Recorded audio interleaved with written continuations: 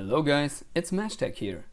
Today I want to talk about the new hyped RG350M and its changes to the previous version RG350. In addition, I want to point out the changes and talk about its pros and cons from my point of view. Or should I rather say the pro and cons? Whatever. Enjoy!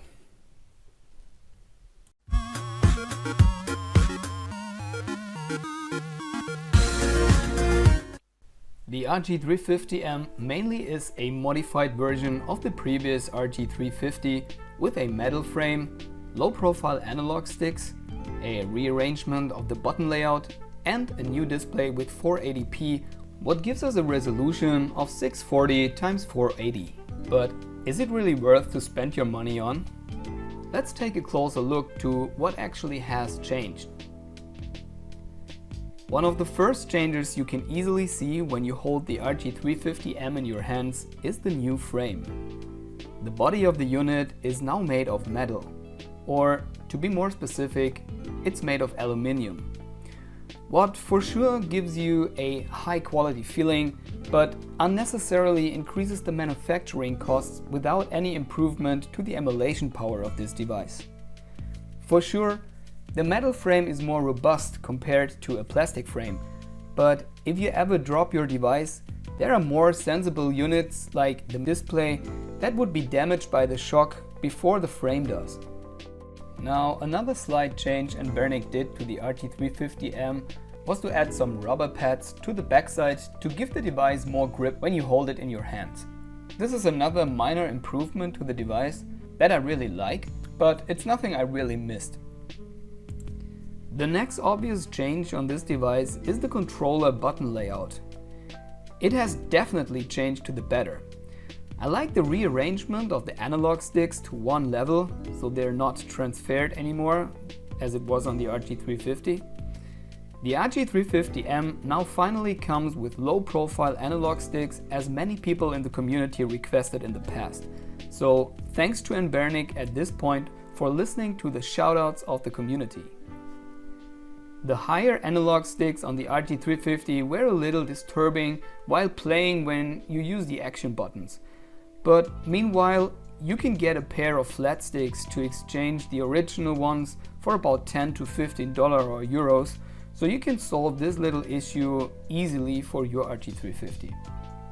Another change on the RG350M that I really appreciate is that the SD card slot for the internal SD card now is accessible from the outside and makes it pretty easy to exchange firmwares on the device. I really appreciate this change, even though you don't change your firmware too often. There are more rearrangements of buttons on the RG350M, such as the volume button that has moved to the left hand side and the power button that is now located on the right hand side of the device. This makes it easier to access these buttons, but might also increase the chance to accidentally press them while playing. And last but not least, let's come to the most significant change on the RG350M compared to the RG350, the display. It now has a resolution of 640x480 pixels. But only a few PSX games and some ported games like Devolution X, a Diablo 1 port, or Tomb Raider really benefit from it. At the end of the day, this is a retro gaming handheld that nicely supports emulation of Game Boy, Game Boy Color, NES, SNES, Sega Genesis, arcades, PlayStation 1 and many more systems, but most of the games don't even make use of it. So for 90% of the games you play, you don't really benefit from the higher resolution.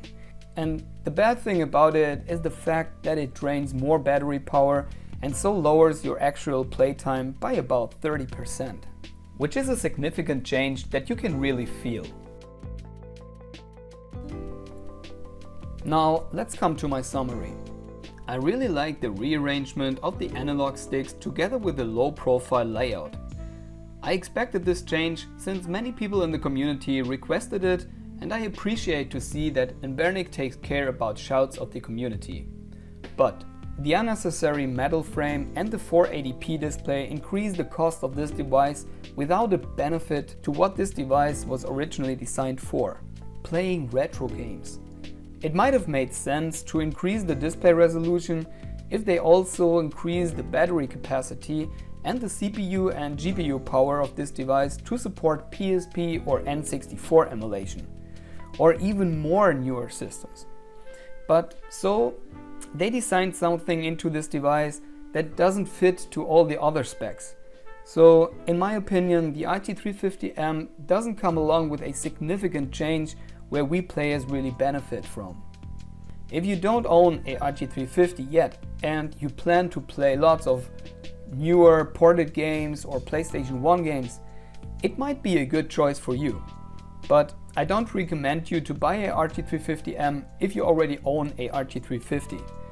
For $130, you don't really get a valuable upgrade to your current device.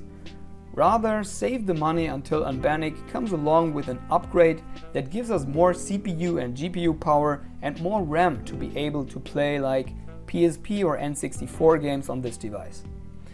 I would pay $130 with pleasure for such a machine. But until that day, I put the money aside and save it for a real upgrade. Now, before we come to the end of this video, I'd like to promote my partner Bega Retro that currently has a special Easter sale where you can get a RG350 plus flat sticks in a bundle for the same price as a RG350 only. With my coupon code MashTec, you can save 10% of your order and get the bundle for about €67 including the shipping cost. Check it out! So thank you guys for watching. I hope you got an impression of the pros and cons of the RG350M compared to the previous version RG350, and I hope to see you in my next video. Bye!